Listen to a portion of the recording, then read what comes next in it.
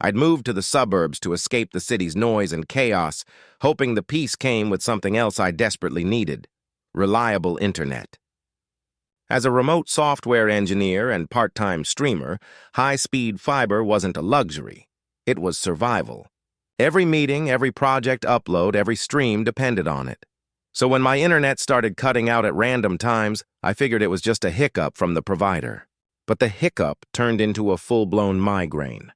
One day, I'd be mid-call with a client and suddenly freeze on screen like a glitchy mannequin. Another day, I'd be downloading project files and watch my blazing fast gigabit connection crawl at the speed of molasses. It wasn't just annoying, it was costing me money. Naturally, I called my ISP. After the usual hold music and scripted politeness, the rep told me, "Everything looks fine on our end, sir. No outages, no throttling." They suggested I check my home setup instead, so I did. I upgraded my router, changed every password. Even disconnected smart devices are used to rule out interference. Still, same problem. Slowdowns, dropped connections, random lag spikes. At that point, I started wondering if something or someone was physically messing with my line. That's when she reappeared in my life. Karen, the self-appointed queen of our HOA, the kind of woman who handed out fines like party favors. She once dinged me for having a non-regulation mailbox and had a habit of peeking into people's yards as if she owned the whole block.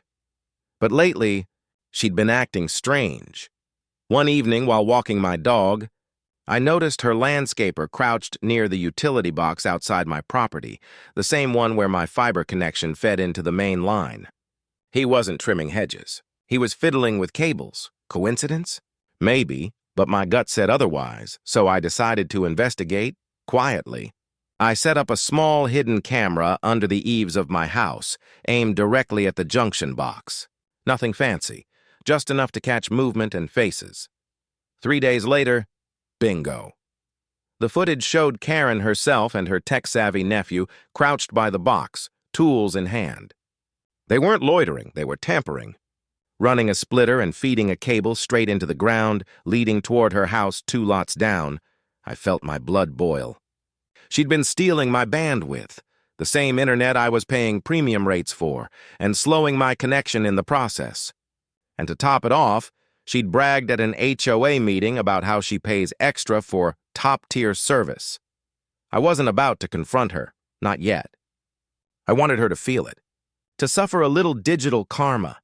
I could have called the cops, reported the theft to the ISP, maybe even pressed charges. But where's the fun in that? Karen didn't need punishment. She needed a lesson. That's when I called my old college roommate, Marcus. He's a cybersecurity engineer, the kind of guy who thinks firewalls are just puzzles and can sniff out a network intrusion in seconds.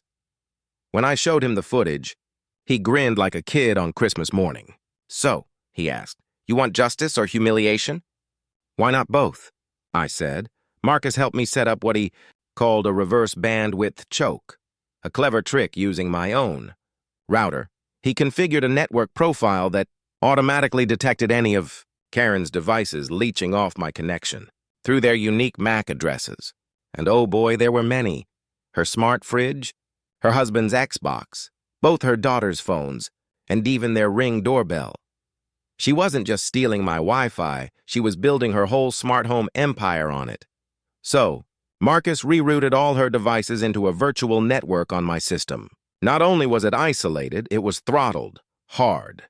We capped her speed at a blistering 56 kbps. Yep, classic dial-up speeds. The kind that made you want to throw your computer out the window back in 1999. It was poetic justice. The next morning, I didn't even need to check the logs. I heard the results. From my kitchen window, I could hear yelling echoing down the block. Then I saw Karen storm out onto her driveway in a silk robe, furiously tapping at her phone. Her Wi-Fi-dependent world had come to a screeching halt. By noon, the whole scene was pure comedy. Her teenage daughter was losing her mind because TikTok wouldn't load. Her husband was ranting about his Xbox disconnecting mid-game, and Karen?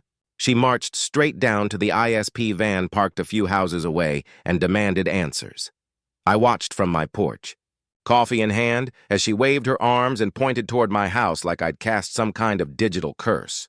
The poor tech followed her to the junction box, opened it, looked confused, then said exactly what I was hoping for. "Ma'am, your house isn't even connected to this line. You're supposed to be hooked up from the main down the street." Her face went pale. That was my cue. I stepped outside, gave a polite wave, and said, "Everything okay over there, Karen?" The way she glared at me could have melted steel. Oh yeah, this wasn't over. 2 days later, after her little dial-up disaster, I found a letter taped to my front door. Karen wasn't done. Not by a long shot. No postage stamp. Just a sheet of paper taped to my front door with big, bold lettering, "Notice of Non-Compliance, Unauthorized Tampering with Community Utilities. May result in fines or legal action." Signed, of course, by Karen, HOA president, self-anointed ruler of Pettyville. She accused me of manipulating community systems, compromising neighborhood security, and, get this, endangering other residents' connectivity. Everything was a lie, but facts didn't matter. Karen ran the HOA like a tiny dictator with a clipboard. She called an emergency board meeting that afternoon. The problem was, half the board actually liked me. I'd fixed their routers, tutored their kids online during lockdown, and shoveled Mrs. Reynolds' driveway after last winter's storm. So when I played the footage for the room, Karen and her nephew red-handed at the junction box, the atmosphere flipped. Mr. Alvarez nearly choked on his tea. "She tapped your fiber line? That's a felony." Mrs. Chen raised an eyebrow, then cut to the point. "She tried to frame you. Karen?" She looked wilted, scrambling for an excuse. "Misunderstanding. My nephew's a technician. He was inspecting." I leaned forward, laptop open. "Then why did he install a splitter and route a line into your house?" I clicked play on the clearest clip. No wiggle room, no spin. Silence filled the room. After a long beat, Mr. Alvarez stood and declared, "This board finds Karen in violation of HOA bylaws, theft, tampering, and false allegations. Effective immediately, she's suspended from her role as president pending investigation." Her jaw dropped like someone unplugged her. She sputtered. Mrs. Chen cut her off with, "You're lucky he didn't press charges. Where I come from, they'd have cut your service right out of your hands." The meeting ended with Karen beet red, her little kingdom collapsing. She shot me one final glare before storming out. But I wasn't finished. Losing the title didn't mean she'd lost everything. She still had internet, borrowed from me, and I still had her devices trapped in my throttled virtual network. It was time to go a little more personal. With Marcus's help, we added a final touch to the setup: custom dial-up sound effects. Every time someone in her house tried to load a heavy page, Netflix, YouTube, Spotify, a loud, screeching dial-up tone would blast for 5 seconds before anything showed up. It was harmless, technically, legally murky at worst, but devilishly satisfying. Her kids were convinced the house was haunted. Her husband swore the smart TV was possessed. Karen called every tech in town. One guy told her, "Feels like your house is stuck in 1998? No one could explain what was happening, because the source was politely hidden behind a neighborly firewall and a smirk. Back at my place, my connection was fast and quiet again. But to be certain the theft was permanently stopped, I called the ISP and had them install a locked fiber junction requiring Tech ID access. The same afternoon it went in, I spotted Karen at her window, arms crossed and defeated. Then came a small, unexpected thing. A handwritten note slipped under my door. "I don't like you. You don't like me. But I admit I went too far.